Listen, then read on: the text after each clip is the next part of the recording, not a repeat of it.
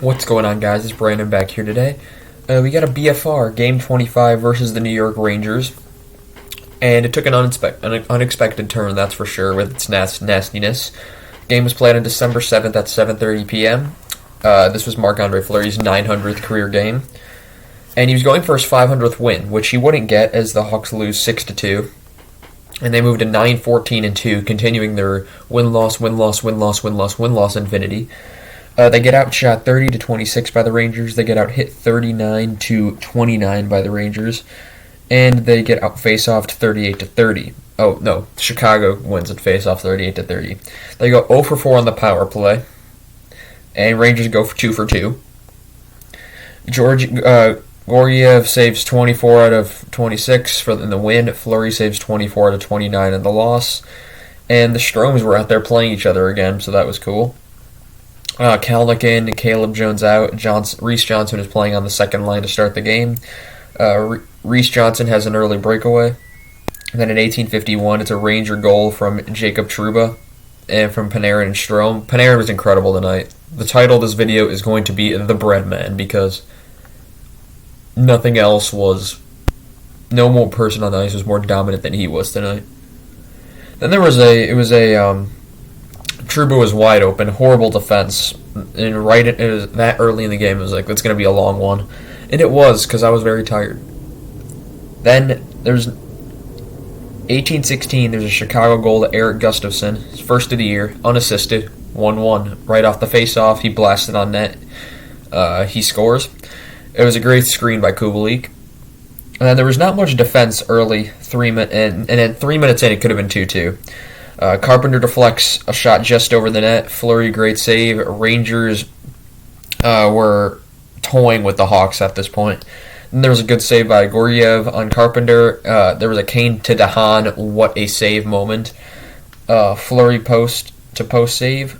12:51, Chicago goal to Kirby Dach. He finally breaks his 17-game drought. It's fourth of the year for him to break it at Strome to make it 2-1. Then there was a good save on Stillman. Trouba's stick shattered, and DeHaan's been playing very well the last few games. Sorry about that. Moving to the second. Gorgiev, incredible recovery. It should have been a 3-1 from Strome. And then Strome just misses a wide-open net. And then 17:55, Chicago penalty to Borgstrom for hooking. And at 16:41, it's a Rangers power play goal. It was a wide-open net. Really had no chance. Fleury had no chance.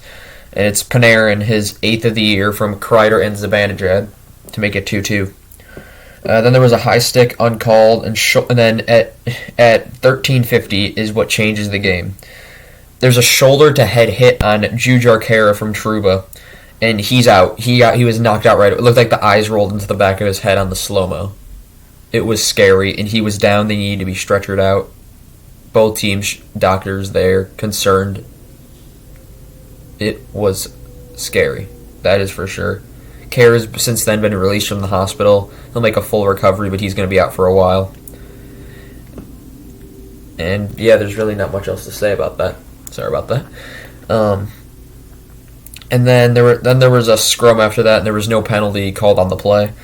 Then there was a good chance for the Rangers, and then at 12:45, it's a Ranger penalty to Panarin for boarding, which would be killed. It looked good. It looked really good, the power play, but it had no success. Then there was a great block by Fox on what would have been a goal. Kane post. The game was getting very physical. And then I called it. I told my dad, I'll put money that Stillman's going to fight Trouba. He did fight him, and he got destroyed. But that's fine. He's sticking up for his teammates. That's what you're supposed to do in the game. 5 minutes each for fighting. And then Fox was using his stick very defensively, very well. Jones and Lafreniere collide, both were fine. Nicholas Jonwilson, former Blackhawk for about between 12 and 15 years. He was in the building tonight, and they showed him on the camera. So that was cool to see one of my childhood players back in the building. Fleury, great save on the power play, post to post. And at 5:57, Ranger penalty to Hunt for high sticking, which would be killed. He was the one who had the high sticking on DeHaan earlier that should have been called but wasn't. He did it again. This time he got caught. Panarin hit Slavin into the boards. Should have been a boarding penalty. Wasn't called.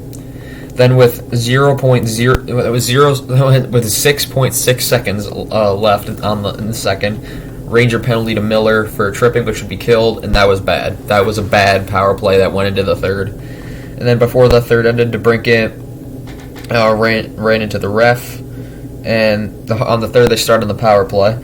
And Jones, good hit on Hunt. Kane chance saved. 16:08, Chicago penalty to Doc for slashing. Then at 15:01, it's a Ranger goal on a deflection from Kreider, his 17th of the year. He's been incredible. He might be a Team USA candidate for sure.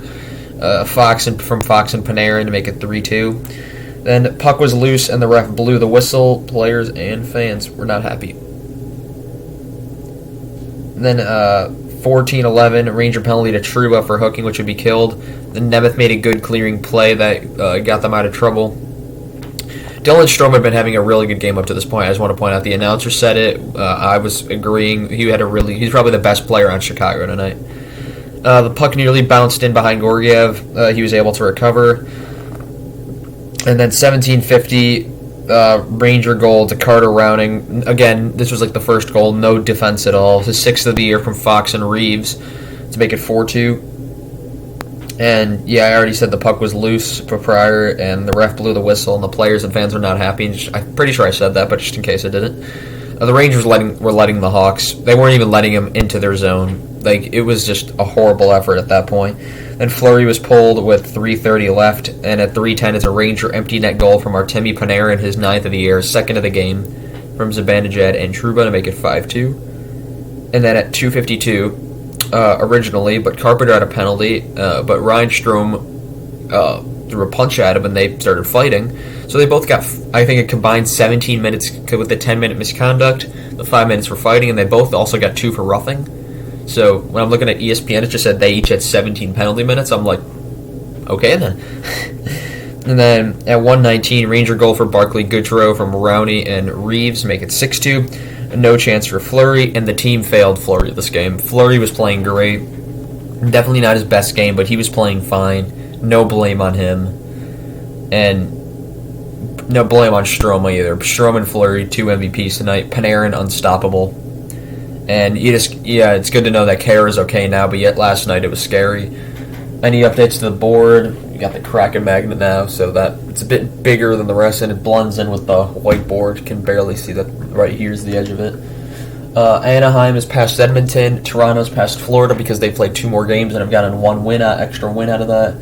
These 5 teams just keep switching. The Hawks are catching up on them finally. They're out 8 points behind Dallas, Winnipeg, Colorado, and Nashville, as they all have the same amount of points. And then St. Louis has 1 point more than that, I'm pretty sure. Minnesota's run away with the division. And, yeah, not much else. Yeah, Flyers keep losing. Islanders won their first game in a month. Not much else to say about this, but other than that, that's all I have for you guys today. And see you guys next time. Goodbye.